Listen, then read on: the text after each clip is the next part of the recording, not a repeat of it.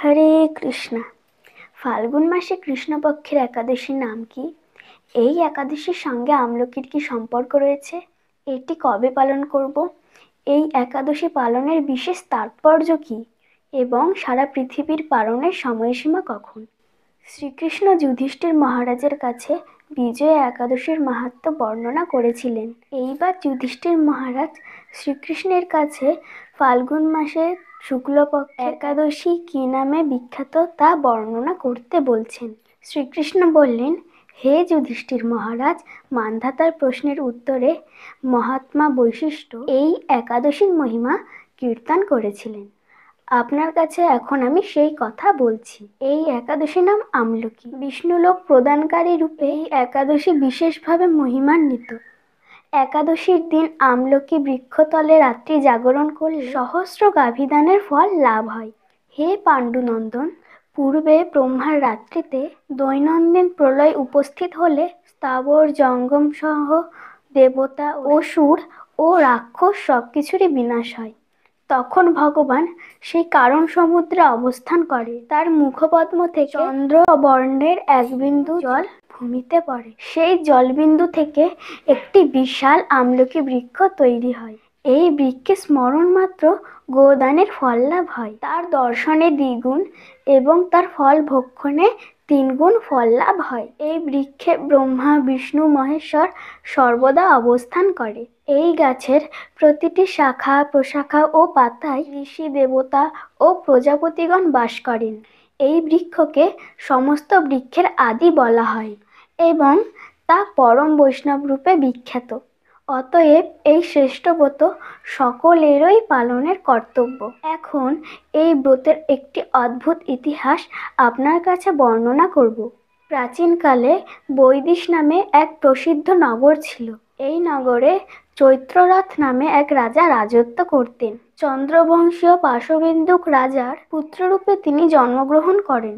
তিনি অত্যন্ত শক্তিমান ও ঐশ্বর্যশালী ছিলেন। শাস্ত্রজ্ঞানেও তিনি ছিলেন সুনিপুণ। তার রাজ্যের সর্বত্রই মনোরম আনন্দপূর্ণ এক দিব্য পরিবেশ লক্ষ্য করা যেত। প্রজারা ছিলেন বিষ্ণুভক্তি পরায়ণ।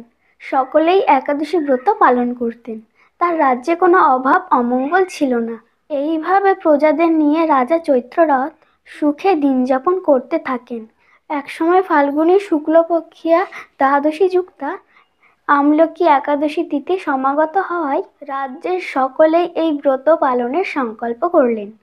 ওই দিন প্রাতঃস্নানের পর রাজা প্রজাদের নিয়ে ভগবান বিষ্ণুর মন্দিরে যান। সেখানে সুবাসিত জল ভর্তি কলস, ছত্র, বস্ত্র, পাদুকা, পঞ্চরত্ন ইত্যাদি দিয়ে সাজিয়ে স্থাপিত করেন। ঋষি মুনিদের দ্বারা পরশুরামের মূর্তি সমন্বিত আমলকির পূজা করেন। হে পরশুরাম, হে রেণুকা সুখবর্ধক, হে ধাত্রী, হে পাপ বিনাশিনী আমলকি, তোমাকে প্রণাম করি। আমার অর্ঘ্যজল গ্রহণ করো। এইভাবে দিনে যথাবিধি পূজা, স্তব, স্তুতি, নৃত্যগীত করে ভক্তি ভরে রাজা সেই বিষ্ণু মন্দিরে রাত্রি জাগরণ করতে লাগলেন। এমন সময় দৈবযোগে একটি ব্যাত সেখানে উপস্থিত হয়। পূজার সামগ্রী সহ বহু ব্যক্তিকে একত্রে রাত্রি জাগরণ করতে দেখে সে কৌতূহলাক্রান্ত হলো। সে ভাবল, এসব কি ব্যাপার? বিষ্ণু মন্দিরে প্রবেশ করে সে বসে পড়ল। কলসের উপর স্থাপিত বিষ্ণু মূর্তি সে দর্শন করল। ভগবান বিষ্ণু ও একাদশীর মাহাত্ম্যও সে মনোযোগ সহকারে শুনল। সারাদিন ওই ব্যাত কিছুই আহার করেনি। এইভাবে ক্ষুধায় কাতর হয়ে সেখানে সে রাত্রি জাগরণ করল। পরদিন রাজা প্রজাসহ নগরের দিকে যাত্রা শুরু করলেন। সেই ব্যাধও তার গৃহে ফিরে গেল। তারপর এক সময় ব্যাধের মৃত্যু হলো এবং একাদশীতে রাত্রি জাগরণ ও ব্রত প্রভাবে সেই ব্যাধ পরবর্তী জন্মে এক রাজ্যের অধীশ্বর রূপে নিযুক্ত হলো। জয়ন্তী নামে এক নগরী ছিল। সেখানে বিদুরথ নামে এক রাজা বাস করতেন। ওই ব্যাধ বিদুরথ রাজার মহাবলী পুত্র রূপে জন্মগ্রহণ করেন। তার নাম হয় পশুরথ। 1,00,000 গ্রামের আধিপত্য তিনি লাভ করলেন। তিনি ছিলেন সূর্যের মতন তেজস্বী, চন্দ্রের মতো কান্তিমান, পৃথিবীর মতো ক্ষমতাশীল। বিভিন্ন সদ্গুণে ভূষিত পশুরথ পরম বিষ্ণুভক্তি পরায়ণ হন। এই মহাদাতা রাজা একবার শিকার করতে গিয়ে পথ ভুলে যান। গভীর জঙ্গলের মধ্যে ক্ষুধায় পীড়িত হয়ে তিনি ক্লান্তিবশত শুয়ে পড়েন। এমন সময় কতগুলি পর্বত নিবাসী ম্লেচ্ছ রাজার কাছে এসে নানাভাবে উৎপীড়ন করতে থাকেন। রাজাকে তাদের শত্রু বলে মনে করে তাকে হত্যা করতে চেষ্টা করেন। পূর্বে এই রাজা আমাদের পিতা মাতা পুত্র পৌত্র সবাইকে মেরে ফেলেছে, আমাদের গৃহ ছাড়া করেছে। এই রকম বলতে বলতে তারা রাজাকে হত্যা করতে উদ্যত হয়। তারা বিভিন্ন অস্ত্রশস্ত্রে তাকে আঘাত করতে শুরু করে, কিন্তু আশ্চর্যের বিষয় তাদের সকল প্রচেষ্টা ব্যর্থ হয়। রাজার কোনো ক্ষতিই তারা করতে পারেনি। তখন রাজার শরীর থেকে নানা অলঙ্কারে বিভূষিতা এক পরমা সুন্দরী স্ত্রী মূর্তি আবির্ভূত হন। মহাশক্তিধারিণী ওই নারী অল্প সময়ের মধ্যে সেই সকল পাপী ম্লেচ্ছকে নিধন করল। তারপর রাজার নিদ্রা ভঙ্গ হলে এই ভয়ানক হত্যাকাণ্ড দেখে রাজা অত্যন্ত বিস্মিত হলেন।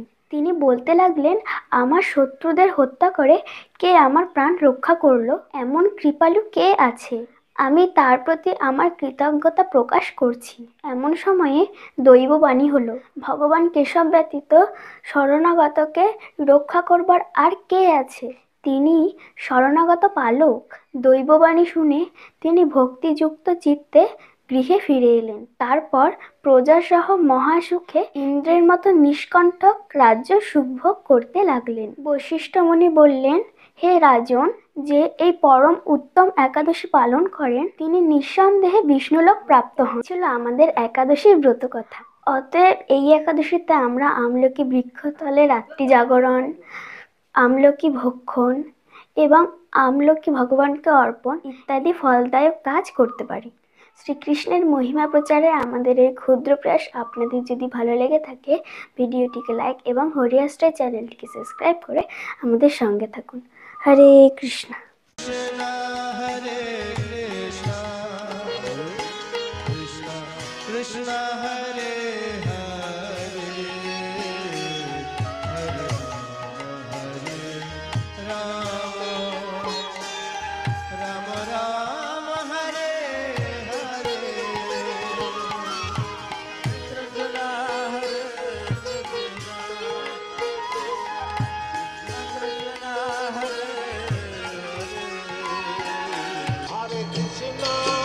Hare Krishna,